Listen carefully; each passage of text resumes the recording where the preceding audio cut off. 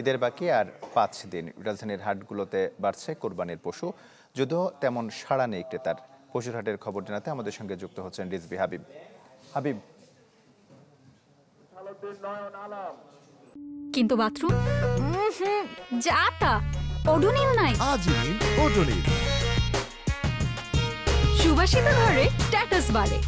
তিব্বতের মোড়ে একজনও তোমরা নাই। হাবিব শুনতে পাচ্ছেন? তোমরা কোথায়?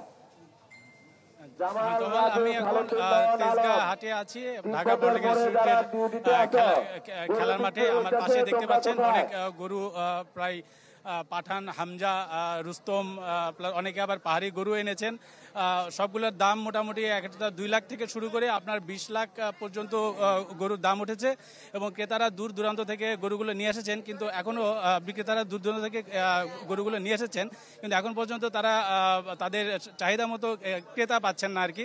তো বিক্রেতারা যেটা বলছেন যে তাদের এবার উৎপাদন খরচ অনেক বেড়েছে, খাবারের দাম বেড়েছে, ইলেকট্রিসিটির বিল বেড়েছে, সব কিছু মিলে তাদের যে খরচ আর কি সেই অনুযায়ী যে দামটা তারা চাচ্ছেন তার চেয়ে হয়তো গতবারের চেয়ে হয়তো এবার দামটা বেশি হবে, কিন্তু সেই ক্ষেত্রে তাদের লাভটা কিন্তু সেই পরিমাণে বাড়বে না।